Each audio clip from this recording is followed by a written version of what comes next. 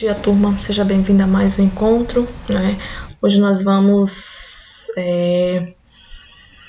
dar início à nossa aula de encerramento, né? Então essa é a nossa quarta aula de encerramento da nossa disciplina Química, Ensino e Cidadania.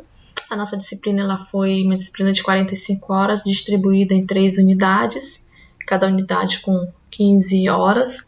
E aí hoje a gente vai fazer um apanhado, né? A gente vai fazer uma discussão a respeito de tudo que a gente falou, de tudo que foi abordado dentro da nossa disciplina, distribuída aí em 3 módulos.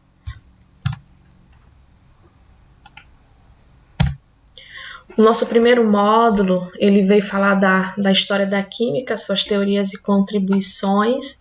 O nosso segundo módulo, ele falou da química e seu fazer pedagógico. E o terceiro módulo, a química na vida e suas relações com o mundo. Então, a gente vai discorrer um pouco sobre cada um desses módulos que a gente viu nos nossos encontros passados.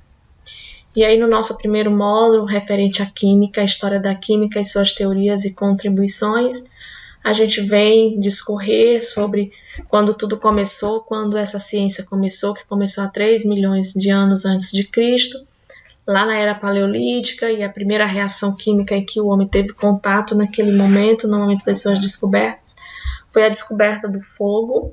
E aí, com essa descoberta do fogo, muita coisa mudou na vida dele, né? Então, ele teve aí teve uma vida melhorada. E aí, com o passar do tempo, ele foi descobrindo novas coisas, novos metais, novos objetos que poderiam estar contribuindo na sua vida. Vai lá por volta de 8.000 a.C., né, já na era neolítica, o homem já havia descoberto aí os metais, como ferro, cobre, o vidro. Então, ele já tinha descoberto os tecidos, ele já sabia, já conhecia o processo de fermentação, aí ele já produzia as suas bebidas alcoólicas, vinho, a cerveja, ele já produzia outras coisas que poderiam estar contribuindo aí com a sua vida, no caso do sabão, os perfumes, as ligas metálicas. Então, à medida que o tempo foi passando, ele foi fazendo novas descobertas, e essas descobertas, elas só iam melhorando aí a sua vida, né, no seu convívio, no seu dia a dia. E aí, lá por volta de 300 depois de Cristo, né, então, depois de todas essas descobertas que o homem já tinha feito, e a gente sabe que isso aí aconteceu há muitos anos atrás, há milhões de anos atrás, e aí antes dessa alquimia, antes da alquimia chegar, antes dessa ciência ser chamada de alquimia, né, lá com os chineses eles já desenvolviam algumas técnicas, só que essas técnicas que os chineses já desenvolviam, elas não eram tão conhecidas quanto a alquimia que foi desenvolvida no Egito, surgindo lá em Alexandria, com os pré-socráticos, os filósofos, né? Então, essa alquimia ela começou naquele berço filosófico, com Demócrito, com Platão, com Aristóteles. Então, todas essas ideias elas foram sendo formadas, então eles foram conhecendo a natureza, as experimentações, foram descobrindo as coisas, foram descobrindo os metais, foram descobrindo novas substâncias e foram trabalhando dentro dessas substâncias que eles iam descobrindo, foram fazendo as suas experimentações, e essas experimentações elas foram ganhando espaço, né, elas foram ganhando repercussão, e aí vieram outros e já iam estudando aquelas teorias já descobertas e iam aprimorando essas teorias. E dentro dessa alquimia, 2 enigmas, né, eles foram assim de um extremo destaque, né, foi dentro de todo o contexto alquímico, foram os temas que mais, né, deu destaque, foi o tema que eles mais se dedicaram, mas que infelizmente por ter se dedicado tanto, foi uma experimentação que eles não chegaram à conclusão. Eles descobriram outras substâncias, como no caso do álcool, o ácido acético, o ácido, o enxofre, e que essas substâncias a gente utiliza até hoje, e o que realmente eles se dedicaram, eles não conseguiram completar sua experimentação, que foi o elixir da longa vida, onde eles queriam criar uma fórmula, um remédio, um elixir, um fármaco, onde as pessoas, né, a partir do momento que fizesse uso desse medicamento, que eles teriam aí uma longa vida, né, ou uma vida eterna, que o que eles queriam mesmo é que essa pessoa tivesse uma vida eterna, mas como, turma, nós sabemos que ninguém, ciência nenhuma nunca descobriu, nem vai descobrir, né, aí o segredo da vida eterna, porque não existe essa vida eterna. Então eles queriam um elixir de uma longa vida, onde a pessoa pudesse viver por muitos e muitos anos.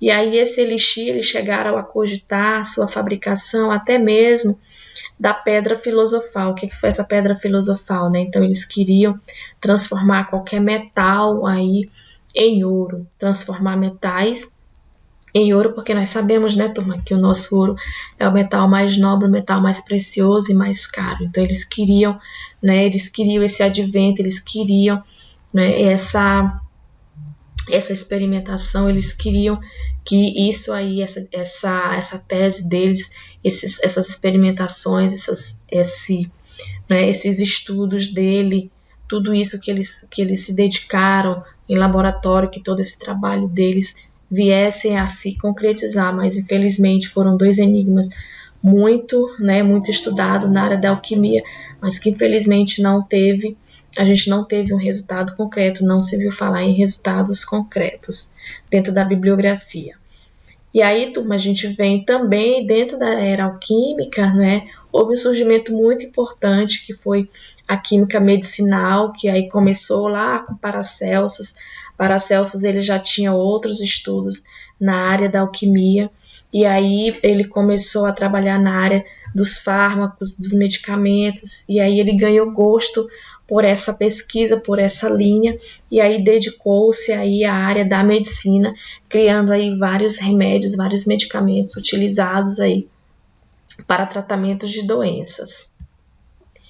E aí, saindo lá da era alquímica, a gente vem para a nossa era mais moderna, né, que é a era de cientistas e que nós conhecemos, que nós estudamos até hoje, que até hoje está na nossa literatura e que a gente convive com esses nomes até hoje, que é nosso querido Lavoisier, que Lavoisier ele ficou famoso, ele ficou conhecido como o pai da química, depois de todos os seus tratados, depois de ter derrubado a teoria do flogístico lá dos alquimistas, e aí com o advento de Lavoisier, né, essa ciência, essa química, ela deu um pontapé muito grande, e aí vieram surgindo novas personalidades, novos inventores, novos cientistas, novos estudos, e vieram aprimorando aquelas teses mais antigas. Então, um cientista ele veio estudando a tese do outro e foi fazendo essas aprimorações, ok, turma? E aí a gente vem destacar José Bonifácio, que aí José Bonifácio, turma, foi uma pessoa muito importante na área da química e que a maioria das vezes a gente não vê se citar, até mesmo nos livros, é muito difícil a gente escutar falar sobre José Bonifácio, mas José Bonifácio foi ele que descobriu o lítio pela primeira vez lá em 1800, né? Então a gente sabe que o lítio ele é um metal muito utilizado, hoje ele é considerado praticamente um metal nobre, porque é o metal que hoje ele é utilizado nas nossas baterias, dos nossos smartphones, dos nossos computadores. Então, assim, graças a esse descobrimento lá em 1800 e com o aprimoramento desse metal, né, hoje a gente tem uma bateria aí com uma carga bem maior, que os primeiros celulares, a bateria não durava nem 1 hora. Hoje a gente tem os nossos celulares, os nossos computadores. Nosso computador tem bateria que dura até 3, 4 horas. Os nossos celulares têm bateria que dura 24 horas, dependendo dos nossos usos, ok, turma? E aí a gente também tem aqui Avogadro e Dalton, certo? Que aí Avogadro, ele criou, não é, aquela constantezinha que nós conhecemos, a constante de Avogadro, onde ele diz que um mol de molécula tem 6,02 vezes 10 a 23 mols de moléculas, micropartículas que formam esse mol de molécula. Eu não vou me adentrar aqui, porque essa é uma história que você já conhece, quando vocês estudaram a constante de Avogadro lá em Química Geral, ok? E a gente vem falar também de Kekulé, que teve uma grande importância lá na nossa química orgânica, né, quando ele diante dos seus estudos, ele concluiu aí o seu estudo sobre a tetravalência do carbono. Certo? Ok, turma? Tudo bem? Tudo tranquilo? E aí a gente vem falando também de Mendeleev e Moseley. A gente sabe que Mendeleev foi o primeiro a fazer essa estruturação da nossa tabela periódica, essa tabela que nós utilizamos hoje, certo? E aí ele começou a fazer essa estruturação, descobriu muitos elementos e foi organizando a nossa tabela em períodos e famílias. E aí depois veio Moseley, que fez uma reorganização dessa tabela, descobriu mais outros elementos químicos e estruturou ela no modelo que nós utilizamos hoje, que hoje, né, a nossa tabela periódica, ela é nessa estruturação composta aí de 8 famílias, né, e 7 períodos, onde essas famílias nós temos os metais, a família A e também a nossa família B. Nós não vamos entrar em detalhes, porque essa aqui é uma parte que vocês já estudaram, vocês já viram lá em disciplinas passadas, ok? Aí a gente vem falar também de Arrhenius, que a gente conhece, fala-se de Arrhenius até hoje, que a partir dos seus estudos eletrolíticos, ele criou a teoria dos ácidos e bases. Na dissociação, ele diz que uma substância ela é formada por uma carga positiva e uma carga negativa, que são os cátions e os ânions, que hoje nós conhecemos a teoria de Arrhenius, né, de ácidos e bases de Arrhenius, que é a teoria que a gente mais utiliza na nossa sala de aula, nos nossos estudos. Aí tem as teorias de Bronsted e Lorid, e por aí vai, mas a teoria que a gente mais, enfoca é a teoria de Arrhenius. E aí depois veio Thomson, né, com a sua descoberta através dos raios catódicos, lá na ampolinha de Crocker dele no laboratório. Ele disse que, né, dentro desse raio catódico existia um polo, dentro dessa bateria existia um polo de carga positiva e um de carga negativa, que são os nossos os cátodos e os nossos ânodos lá das nossas células eletroquímicas. Depois veio Rutherford, né, com o descobrimento a partir do espalhamento das partículas, né, em uma placa. Então ele pôde perceber que aí quando ele incidia essa luz, algumas desviavam a sua polarização, e partindo aí dos seus estudos ele descobriu as partículas alfas e betas. Ok, turma? Então são personalidades da nossa história, da nossa química, que contribuíram, que contribuem até hoje, né? E o nosso quem maior contribuiu para que a nossa química chegasse ao que é essa ciência hoje, uma ciência tão grandiosa, é o nosso querido Lavoisier, né? Quando ele diz naquela célebre frase, né, turma, todo mundo conhece: na natureza nada se cria, nada se perde, tudo se transforma. Então, Lavoisier, ele estudou muito, ele criou aí os seus postulados, são postulados que a gente utiliza até hoje.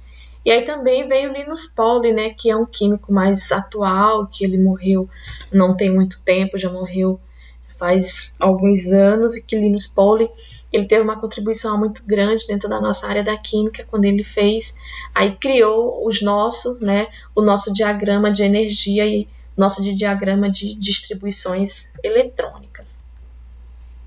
E aí, saindo aí do contexto histórico da nossa química, a gente vai para a segunda parte, que é a parte pedagógica, né, que são os nossos fazeres pedagógicos dentro da nossa sala de aula, com os nossos alunos, né, dentro da nossa disciplina, quando a gente aborda a parte do nosso fazer pedagógico, até porque a nossa disciplina é química, ensino e cidadania. Então a gente vê a parte da química, vai ver a parte do ensino atrelada à parte da cidadania.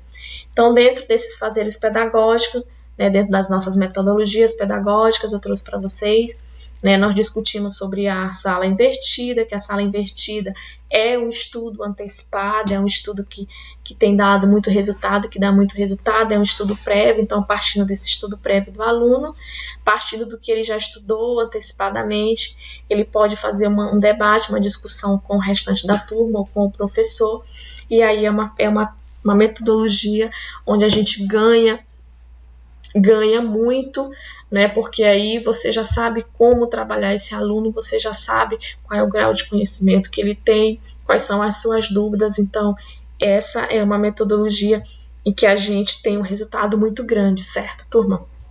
quando você faz esse debate, essa discussão, esse compartilhamento, essa informação antecipada.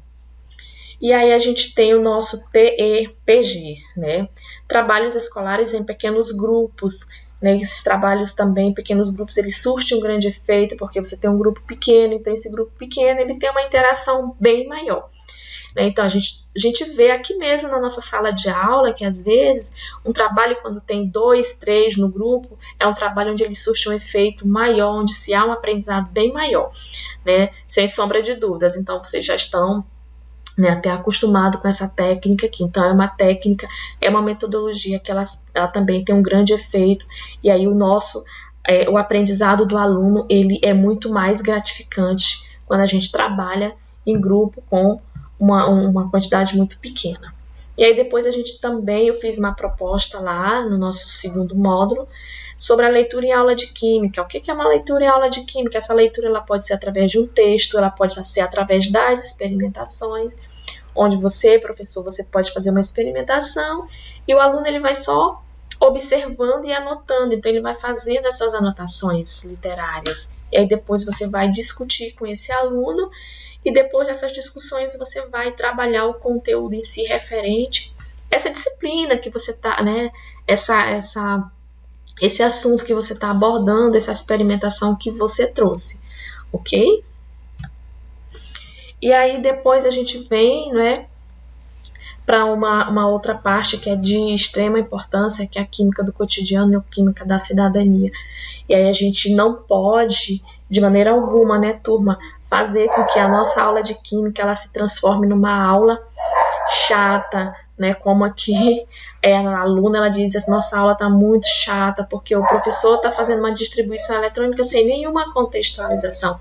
Então isso não é química de cotidiano e nem cidadania. Então aqui nós não estamos trabalhando, formando o nosso aluno para um cidadão, né, para um cidadão informado, pronto para resolver, né, alguns problemas sociais ou pronto para reconhecer a química dentro do seu cotidiano. Então a gente tem que trabalhar sempre dessa forma contextualizada, mostrando onde a química é aplicada, de que forma ela é aplicada, ok? Quais são as contribuições, o que ela causa, quais são as suas causas, os seus efeitos. Então é dessa forma que a gente tem que estar trabalhando, fazendo essa contextualização, ok, turma? Então, se você faz uma aula maçante, então você não terá esse resultado. Depois a gente vem falar dos temas sociais no ensino de química, certo? Então, esses temas sociais, você pode estar trabalhando aí de que forma eu posso estar levando um cartaz, eu posso estar levando, né, uma foto, um texto referente às questões sociais, aos impactos ambientais, e está trabalhando, né? Na primeira, lá no nosso módulo 2, eu trouxe para vocês aí, vocês podem estar trabalhando uma estação de tratamento, vocês podem estar trabalhando de várias formas. E aí depois, né, já abordando aqui o nosso terceiro módulo, que é a química na vida e suas relações com o mundo. Então eu trago aqui para vocês uma sugestão, né? Essa sugestão de que forma eu posso estar trabalhando na forma contextualizada e investigativa. Então, a partir do momento que eu contextualizo com aquilo que eu utilizo no meu dia a dia, eu faço as minhas investigações através da minha leitura e da minha experimentação. Então, eu posso contextualizar investigando ao mesmo tempo, né? Então, eu posso fazer essa contextualização e aí, diante dessa contextualização, eu posso estar investigando o meu aluno para, né, saber o grau de conhecimento que ele tem sobre aquele tema, sobre aquele assunto que a gente vai estar abordando, certo? Até aqui tudo tranquilo, turma? Tudo certinho? E aí depois, né, eu creio que vocês, né, às vezes têm uma certa dificuldade na parte de linguagem química. Então essa linguagem química é uma linguagem que, né, os nossos alunos de ensino médio, eles têm, né, tem uma dificuldade muito grande. Por quê? Porque a gente não deve, de maneira alguma, né, se bem que muitos fazem, mas não é a forma mais correta, não é como as nossas propostas pedagógicas pedem para que a gente faça, tá, turma? é que a gente tem sempre que começar com essa linguagem química do básico, sabendo, investigando com o nosso aluno aquilo que ele já conhece. Então, partindo desse básico, é que a gente vai depois trabalhar com essa leitura, né, com essa leitura de química aqui, uma leitura mais específica, uma leitura já voltada para as fórmulas, para as distribuições eletrônicas, para as composições das soluções, para as fórmulas moleculares. Então, assim, tudo isso a gente tem essa linguagem química, ela tem que ser trabalhada partindo de onde? Partindo do princípio de que eu já preparei o meu aluno, né, desde o básico, então ele já conhece o básico. Então, quando eu proponho para o meu aluno uma fórmula dessa, ele já sabe cada elemento químico, ele já sabe, né, que a cada família esse elemento pertence, quais são as características desse elemento para que ele componha essa solução. Então ele já sabe o que é solução. Então essa linguagem química ela tem que partir mesmo lá do básico. Ok? Tudo bem? Tudo tranquilo? Alguma dúvida? Então vamos dar continuidade aqui, né, no nosso trabalho. E aí nós temos a ciência, seu papel social. Nós sabemos que a ciência, né, a química, ela está em tudo na nossa vida. Então tudo que nós fazemos, né, desde o mais básico, desde acender o fósforo para acender o fogão, até a roupa que a gente utiliza mais sofisticada, alta tecnologia. Então tudo isso aí tem o papel da química e a gente chama isso de papel social, ou a ciência e seu papel social. E aí os nossos PCNs, eles dizem dentro da importância, qual a importância da educação química. Então essa importância a gente tem que trabalhar de uma forma, aplicando essa ciência, trabalhando essa ciência, para que esse aluno, formando esse aluno como um ser cidadão, onde ele vai conhecer todas essas substâncias, ele vai saber distinguir essas substâncias que ele vai estar utilizando no seu dia a dia. E aí, diante desse conhecimento dessas substâncias, ele pode estar aplicando, né, buscando soluções para os problemas sociais, para o contexto social, para o contexto do seu dia a dia. E aqui, né, eu deixo uma mensagem para vocês, onde diz que o sucesso é a soma de pequenos esforços repetidos dia após dia. Então, assim, o sucesso de vocês, né, que estão chegando aqui, então vocês já estão aqui no topo. Então, esse sucesso ele só foi possível por quê? Porque todos os dias vocês deram uma pequena contribuição, e que essa pequena contribuição, aos poucos, ela foi se formando, e aí vocês conseguiram, né, ultrapassar as barreiras e conseguiram chegar aí ao topo. Então, parabéns e obrigada por tudo, e sucesso aí na caminhada de vocês, ok? Obrigada pela atenção, e não esqueçam, lá na plataforma, né, não esqueçam as datas das atividades, de estar postando as atividades nas datas certinhas, que isso é muito importante para que, né, você não chegue lá no final e tenha, eu tenho uma atividade atrasada. Então, que vocês, né, fiquem também sempre atentos a essas informações, ok? Então, obrigada e bons estudos.